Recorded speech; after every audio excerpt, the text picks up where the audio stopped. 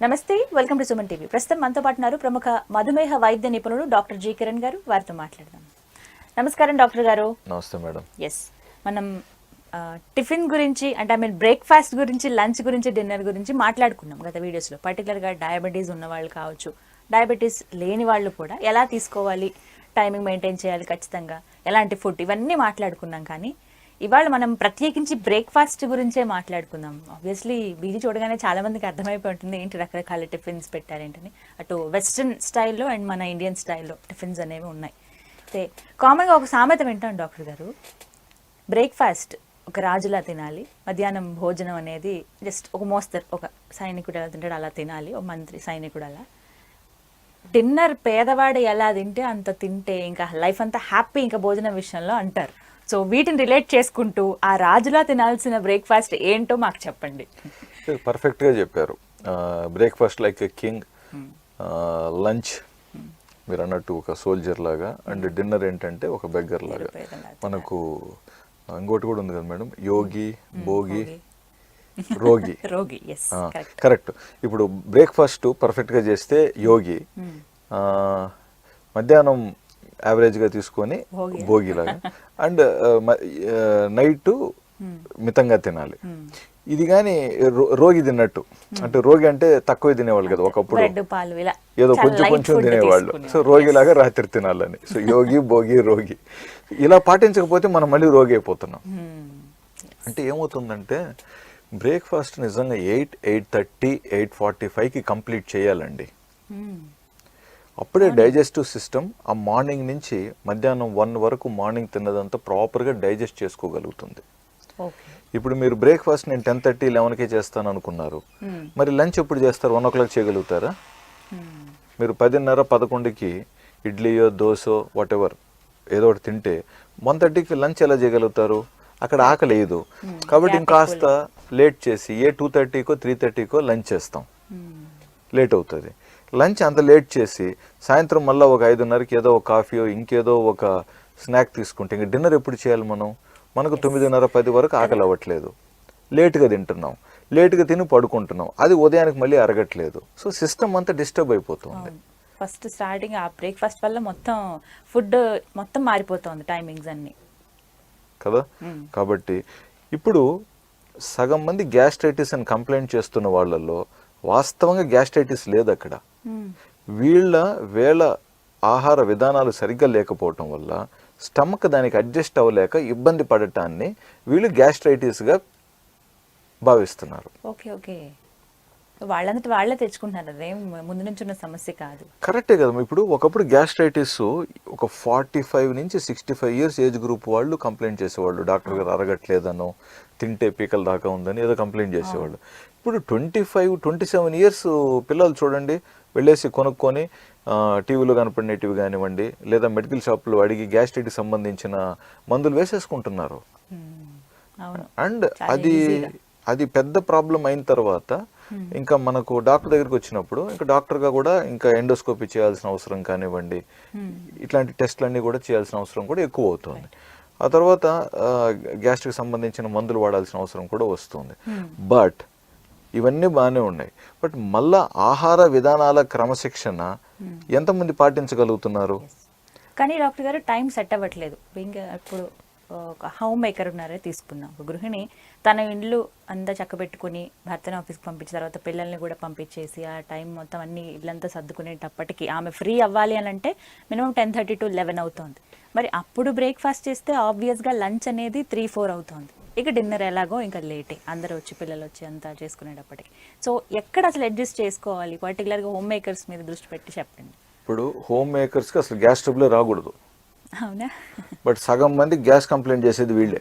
పాపం, ఏం చేయాలో కూడా తెలియని పరిస్థితి. సో నేనేమంటానంటే పిల్లల్ని స్కూల్కి పంపించాలి కదా, వాళ్ళు వెళ్ళిపోయిన నెక్స్ట్ 10 minutes మీ బ్రేక్ఫాస్ట్ టైం. మీరు పిల్లల్ని పంపించేశారు, కూర్చొని నెక్స్ట్ బ్రేక్ఫాస్ట్ చేయండి. లేదా భర్తను పంపించేశారు ఆఫీస్కి, ఒక 9కి వెళ్ళిపోయాడు, 9 to 9:15 అయినా మీరు బ్రేక్ఫాస్ట్ చేసేయండి. అప్పటికి మీరు అంటే ఏమనుకోకండి, ఇప్పుడు స్నానం చేసి ఉండొచ్చు, చేసుకోకపోయి ఉండొచ్చు.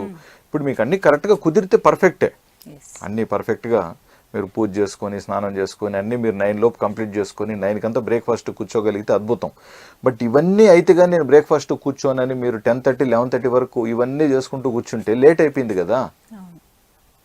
లేదా కొంతమంది ఏం చేస్తారు, 11:30 అయిపోతుంది కాబట్టి బ్రేక్ఫాస్ట్ ఇక్కడ చేసేసి ఇంకా లంచ్ని స్కిప్ చేసేసి ఈవినింగ్ పూట మళ్ళీ కొంచెం ఫ్రూట్ సలాడ్ లాంటిది ఏదన్నా వెజిటబుల్ సలాడ్ లాంటిది తినేసి డిన్నర్ ఎర్లీగా చేస్తారు. నో ప్రాబ్లం, మనం ఎక్కువగా ఆర్గ్యుమెంట్ చేయట్లేదు. బట్ నువ్వు లంచ్ కానీ లేట్గా చేస్తే ఇంకా నెక్స్ట్ డిన్నర్ అన్న అప్పుడు స్కిప్ చేయాలి. లేకపోతే నువ్వేమో బ్రేక్ఫాస్ట్ తినాలి, లంచ్ తినాలి, డిన్నర్ తినాలి, మధ్యలో కాఫీలు నడవాలి, ఇంకేమైనా పకోడా సమోసాలు బజ్జీలు నడవాలి. ఇవన్నీ నడపాలనుకుంటే మరి 24 గంటల్లో ఇవన్నీ మరి సరిపోవట్లేదు కదా డైజెస్టివ్ సిస్టమ్ కంప్లీట్ చేయడానికి. ఇప్పుడు గృహిణి అన్నారు కాబట్టి ఇప్పుడు బట్టలు ఉన్నాయండి. ఉదయాన్నే ఇన్ని బట్టలు తీసుకెళ్ళి బట్టలు ఉతకటానికి వాషింగ్ మిషన్ వేయటానికి ఒక పని, అది ఈజీ పని. ఇప్పుడు పూటకి బట్టలు పడుతూ ఉంటే అవన్నీ మీరు వాష్ చేస్తూ కూర్చుంటే ఇంకా డే అంతా మీరు బట్టలు వాష్ చేస్తూ కూర్చోవాలి కదా ఇంట్లో. సేమ్ పనే కదా డైజెస్టివ్ సిస్టమ్ పడుతుంది. సో ఒక క్రమశిక్షణ అనేది మనం ఏర్పాటు చేసుకోవాలండి. రెండోది, డాక్టర్ కంటే కూడా ఎవరికైతే ఈ సమస్య ఉందో ఎటువంటి ఆహారం తింటే వాళ్ళల్లో వాళ్ళ పొట్ట పేగులు మళ్ళీ తేలిక ఎన్ని గంటల తర్వాత అవుతుంది అనేది వాళ్ళకు బాగా తెలుసు. ఇప్పుడు జస్ట్ నార్మల్గా ఇడ్లీ దోశ తింటే ఇంత టైం పడుతుంది నాకు, అదే ఒక పెసరట్ లాంటిది ఏదైనా తిన్నాం అనుకోండి ఇంత టైం పడుతుందన్న విషయం, ఒక సాంబార్తో తింటే ఇంత టైం పట్టచ్చు, మీరు ఒకలాంటి చట్నీతో తింటే ఇంత టైం పట్టచ్చు, లేదా దీనికి ఒక వడ యాడ్ అయితే అది పొట్ట అరుగుదల చేసి పేగులకి కిందికి పంపించడానికి ఒక టైం పట్టచ్చు. జనరల్గా ఇవి మీకు అర్థమవుతాయి బాడీలో పొట్ట తేలిక అవటం గురించి. అది కొంచెం దృష్టి పెట్టండి అక్కడ ఐటమ్స్. సో ఇలాంటి ముఖ్యంగా స్పెషల్ ఐటమ్స్ ఇలాంటి తినాల్సిన అనుకున్నప్పుడు దయచేసి కొంచెం ఉదయాన్నే టైంకి తినండి. కానీ డాక్టర్ గారు ఇక్కడ మనం ఏమో రకరకాల టిఫిన్స్ చూపిస్తున్నాము, అంటే అవి తినొచ్చు అంటారా? అంటే అన్ని ఒకే పూట అని చెప్పలేదు మనము, వాటిలో ఏదన్నా ఒక ఐటమ్ తిన్నప్పుడు. అయితే ఇందులో ఇక్కడ మనకి వెస్ట్రన్ స్టైల్ పూర్తిగా ఎగ్ బ్రెడ్ ఆమ్లెట్ తీసుకుంటూ ఉంటారు, సో జ్యూస్ కంపల్సరీ ఉంటుంది, సో అవి తీసుకోవాలా? ఈ ఇడ్లీ దోశ వడ ఇవి తీసుకోవాలి? ఏది ఇప్పుడు 7 రోజులు కదమ్మా, 7 రోజుల్లో మీకు నచ్చినటివి ఒక్కొక్క రోజు తినండి. అవును, ఒక రోజు పిల్లలు ఉంటే సమస్య ఏంటంటేనండి, 2-3 ఉంటే ఒక్కొక్కరు ఒక్కొక్క వెరైటీ అడుగుతారు సార్, ఎలా మరి? ఇప్పుడు లేదు, మనం కొంచెం పిల్లలు అయితే ముఖ్యంగా ఉన్నప్పుడు వాళ్ళతో ఏకాభిప్రాయంలో ఈరోజు బ్రెడ్ ఆమ్లెట్ అడిగారు అనుకోండి, ఇంట్లో అందరూ బ్రెడ్ ఆమ్లెట్ వేసుకుందాం. వాళ్ళకు బ్రెడ్ ఆమ్లెట్ వేసిచ్చి మనము దోశ వేసుకొని అత్తకి ఇడ్లీ వేసిస్తే మామకి ఇంకొకటి వేయాలంటే ప్రాబ్లం అవుతుందండి. అది వద్దు. అందుకే ఒకప్పట్లో ఉమ్మడి కుటుంబంలో 20 మంది మనుషులున్నా కూడా వర్క్ అంతా తేలిగ్గా అయిపోయేది, అందరూ తృప్తిగా టైంకి ప్రాపర్గా భోంచేసేవాళ్ళు. ఇప్పుడు 2-3 ఉన్న కుటుంబంలో ఒక్కొక్కరి కోరికలు రుచులు ప్రాధాన్యత పెరిగి విభేదాలు వస్తున్నాయి కాబట్టి ఒకరికి కావాల్సింది ఒకరికి నచ్చకపోవటం ఇట్లాంటి వల్ల మనోభేదాలు కూడా జరుగుతాయి. కాబట్టి అందరూ కలిసి ఓకే మండే ఇలాంటి ఫుడ్, వెడ్నెస్డే వెస్టర్న్ ఫుడ్ తీసుకుందాం, సాటర్డే ఇలాంటి ఫుడ్ అందరూ కలిసి ఉంటారు కాబట్టి ఇంకొంచెం ఇలాగా చేసుకుందాం. ప్లస్ మగవారు కూడా ఆడవారికి తోడుగా కాస్త సహకరించగలిగితే బ్రేక్ఫాస్ట్ తయారీలో వాళ్ళు కూడా ఎంజాయ్ చేస్తారండి. సో రోజుకొక వెరైటీ తీసుకోవచ్చు అని చెప్తున్నారు, టైంకి తీసుకోవాలన్నారు. కరెక్ట్. లైట్ అంటే మనకి ఎలా ఫుడ్ డైజెస్ట్ అవుతుందో అలాంటిది తీసుకోవాలని చెప్తున్నారు. సో ఇవంతా ఓకే. కొంతమంది ఏంటంటే ఇలా ఇడ్లీ దోశ వడ ఇవన్నీ కాకుండా just fruits or fruit juice కొంతమంది తీసుకుంటారు, అవి ఎంతవరకు కరెక్ట్ అంటారు? కామన్ గా డయాబెటీస్ ఉన్న వాళ్ళే కాదు అందరూ. పర్వాలేదు, తప్పేం లేదు. మనం జనరల్గా జ్యూస్ను కొంచెం మనము జ్యూస్ కంటే కూడా ఇప్పుడు జ్యూస్ అనేది కొంచెం యూరోప్ అమెరికన్ స్టైల్.